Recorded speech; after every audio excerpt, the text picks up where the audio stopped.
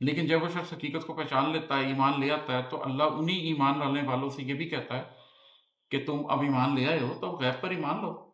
اب تم سمجھ آ گئی یہ بات، تو اب تمہیں ہر چیز دکھائی جائے، تمہیں فرشتے بھی دکھائے جائیں، تمہیں یوم آخرت بھی دکھایا جائے، تمہارے لیے کتاب بھی علیحدہ سے اتاری جائے۔ تو یہ سٹیجز ہیں۔ بندے کو دیکھ کے فیصلہ کرنا پڑتا ہے کہ تمہیں اپنے دماغ کو فوقیت دینی ہے یا تمہیں اپنے دل کو فوقیت دینی ہے۔ اب یہ 3 شعر ہو گئے جس میں نے یہ بتایا ہے کہ میں کیا کر رہا ہوں، لیکن میں کانشیس ہوں کہ انسان ہے، بندہ بشر ہے۔ ایسا نہیں ہونا چاہیے کہ وہ یہ سمجھنے لگ جائے کہ میں کسی صحیح رستے پہ پہنچ گیا ہوں۔ تو اس کے ساتھ ہی ایک چوتھا جذبہ آتا ہے کہ میں اپنے شر سے حفاظت کی مانگتا ہوں دعا کہ آپ اپنے ہی دامن پہ ایک داغ ہوں۔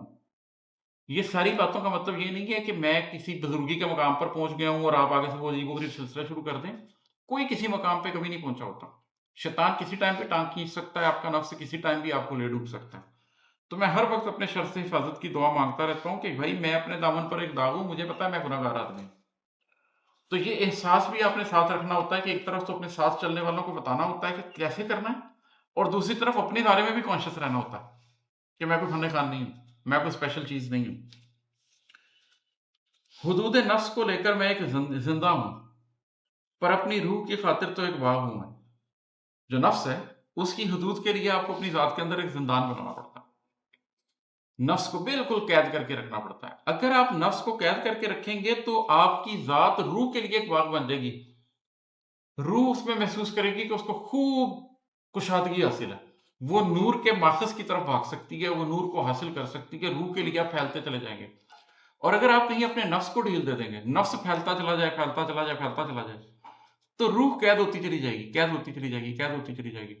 جب روح قبض کرتے ہیں اہل ایمان کی فرشتے، تو کہتے ہیں کہ آئے نفس مطمئنہ، تو رب سے راضی اور رب تجھ سے راضی۔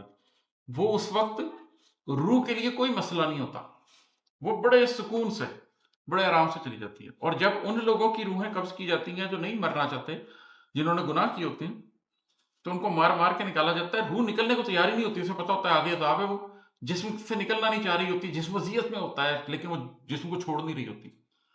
تو اگر آپ نے نفس کو کھلا کر دیا تو روح قید ہو گئی، اور اگر آپ نے نفس کو قید کر لیا تو روح کے لیے کشادگی ہو گئی۔ تو یہ ہم جتنی مادی ترقی کرتے ہیں اور جتنی اپنی نفسانی خواہشات پوری کرتے ہیں، یہ ایٹ دی کاسٹ آف روح کرتے ہیں، روح کی ترقی کی قیمت پہ کرتے ہیں۔ تو نفس کو پکڑنے کی کوشش کریں، روح کے لیے کشادگی ہوگی۔